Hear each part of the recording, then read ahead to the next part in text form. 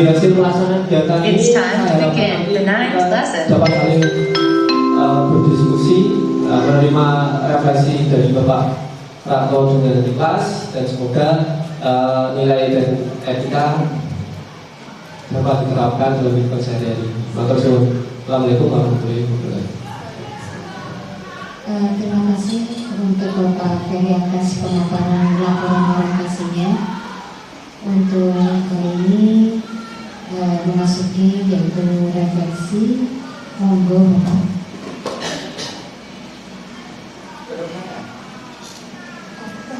Oh iya, mohon maaf moderator kayaknya terlena penjelasan Bapak Ferry tadi karena ada pembelajaran bermakna dan menyenangkan karena suasananya syahdu, jadi menyenangkannya agak hilang.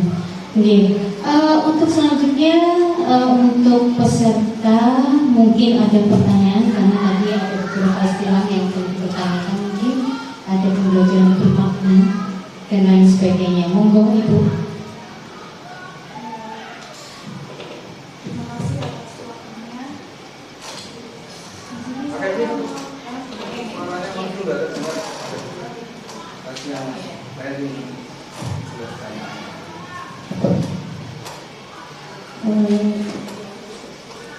Terima kasih atas waktu yang diberikan kepada moderator, dan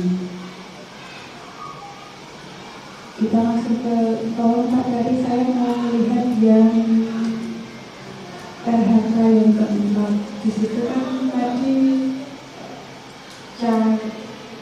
bagaimana cara pembelajaran berpusat pada anak,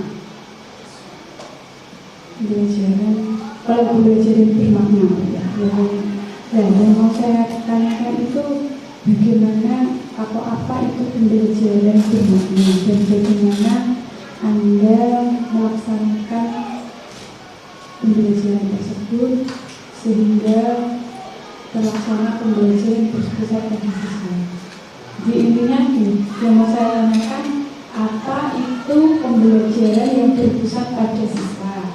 Kemudian bagaimana Anda melaksanakan kegiatan tersebut? Terima kasih.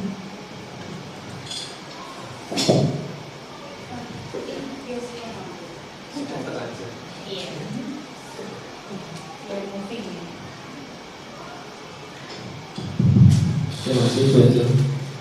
Jadi kaitannya dengan pembelajaran bermakna dan pembelajaran yang berpusat pada siswa, tentunya pada kurikulum kita ini kita diarahkan sebagai fasilitator. Jadi apa-apa siswa itu harus berpikir secara kritis dan kreatif.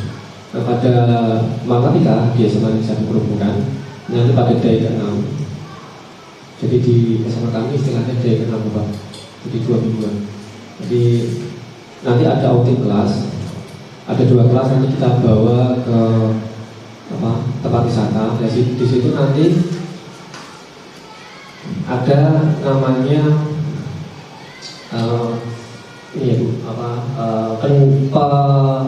perhitungan peluang pengunjung masuk pada tempat wisata tersebut. Jadi dianalisis bulan ini peluang yang terbaik itu pada bulan apa, kenapa demikian. Nah, jadi nanti pembelajaran itu dapat mempengaruhi siswa dalam pola pikirnya. Terus seperti itu.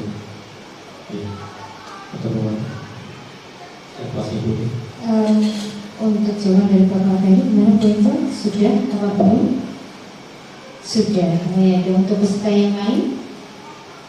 Sudah. Ya. Berarti untuk saat ini kita memasuki refleksi. Bapak menunggu.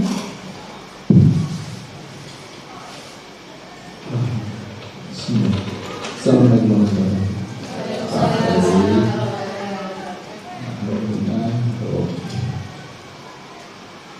Hanya menguatkan sedikit tentang pembelajaran bermakna dan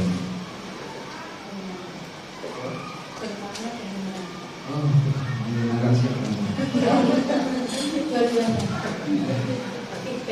Itu pembelajaran yang berpusat pada siswa atau pendidik. Di situ ininya satu, memang betul pertama harus ada observasi dulu, tahu apa yang dibutuhkan kita didik, seberapa kemampuannya, baru kita ngajar. Tapi itu biasanya adalah untuk belajar yang individual. Tapi kalau berkelas berat sekali. Yang di dalam seperti program penggerak memang seperti itu. Jadi hal yang berbeda, berikan sesuatu yang berbeda pada siswa yang berbeda. Akhirnya apa? Akhirnya terakhir kemampuan siswa menjadi berbeda sesuai dengan bakat dan minat.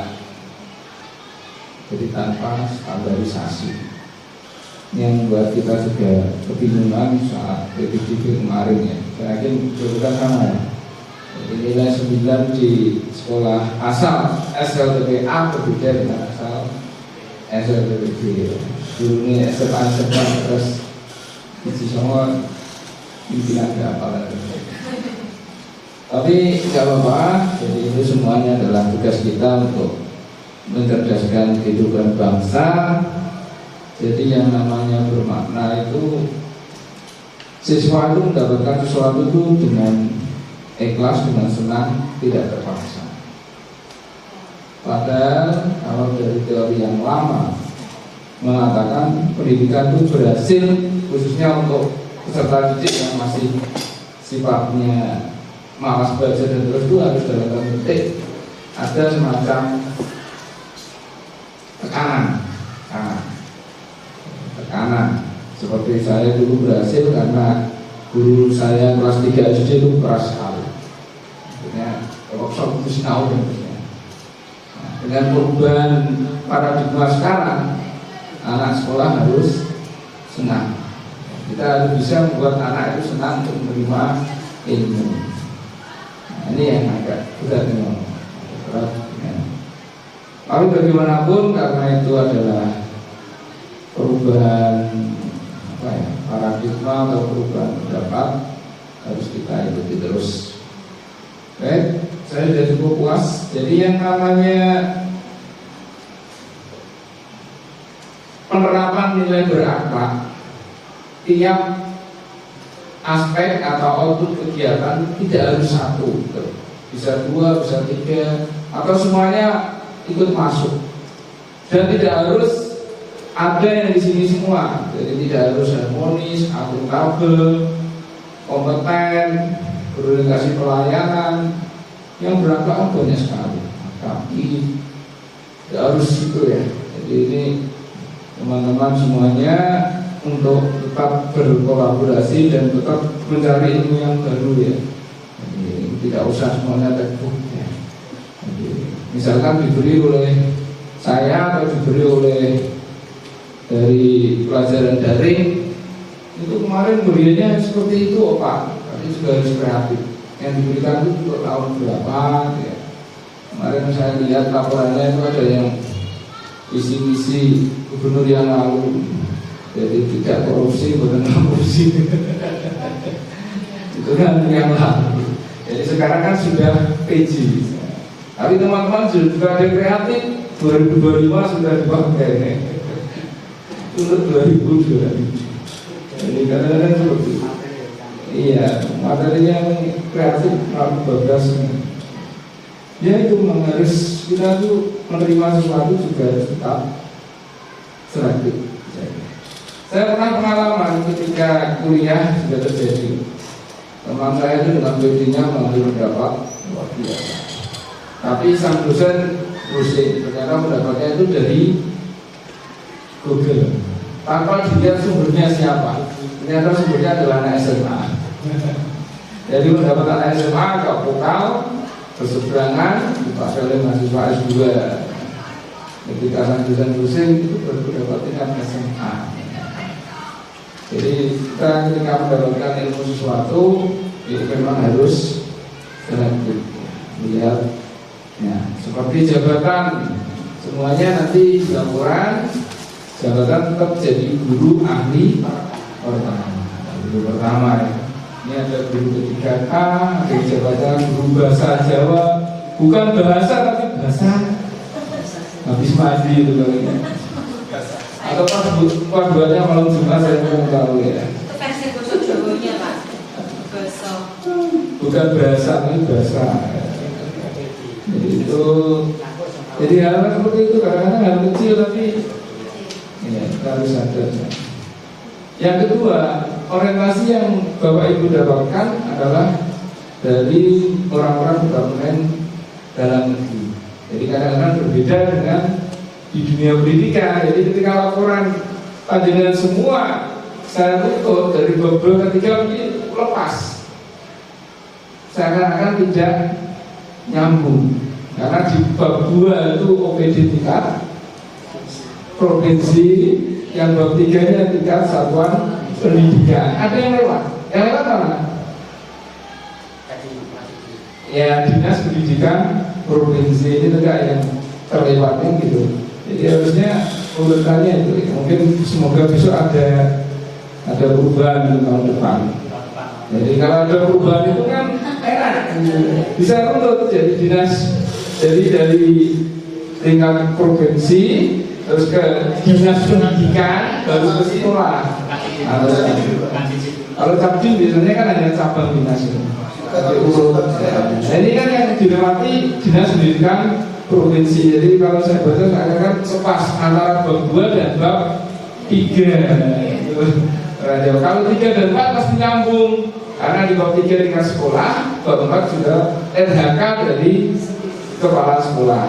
Yang minta intervensi itu nyambung. Tapi antara bab 2 dan bab 3 ini penyambungannya ada yang terputus. Ya, karena dinas pendidikannya yang lepas. Ya, yang melewati di situ. Semoga bisa ada perbaikan. Jadi kemarin juga saya berusaha ke Mbak Nepa. Pak. Itu Bapak. Jadi untuk anak-anak saya sudah lumayan ini. Jadi tidak harus memaksakan setiap aspek itu hanya satu nilai berakhlak. Mumet ya, milih ini termasuk harmonis atau termasuk adaptif ya. Nggak usah kalau masukkan semua saja.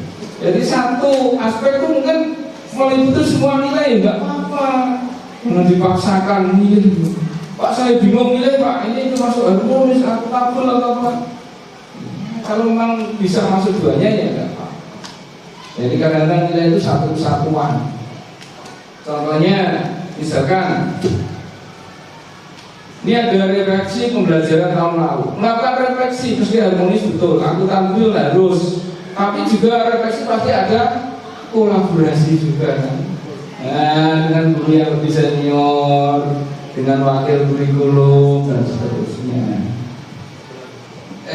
Jadi tidak mungkin hanya satu juga, gitu ya. Oke, terima kasih. Assalamualaikum warahmatullahi wabarakatuh. Assalamualaikum warahmatullahi wabarakatuh. Untuk Bapak Ferry dipersilakan duduk dulu, tapi sudah membuka Bapak untuk menutup. Terima kasih Bapak atas penjelasannya. Bagaimana pembelajaran bermakna itu bisa diimplementasikan melalui sujud yang ikhlas dan apa adanya gitu ya Pak ya. Berarti pembelajaran bermakna itu nggak ada pembelajaran bermakna dan menyenangkan ya ada Pak. Cuma pembelajaran bermakna titik itu. Iya. Oh iya. Tidak yang mendapatkan. Oh gitu. Oh iya. Tidak sulit kita menyangka. Iya. Untuk memuaskan juga sulit.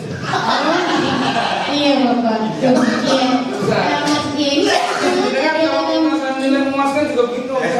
Karena kan belum pernah ada yang memuaskan saya. Oh iya. Berarti untuk Dibandingkan untuk Bapak Ferry untuk menutup Terima kasih atas refleksinya Bapak dan terima kasih teman-teman semuanya. Akhir kata, alhamdulillah. Wassalamualaikum warahmatullahi wabarakatuh.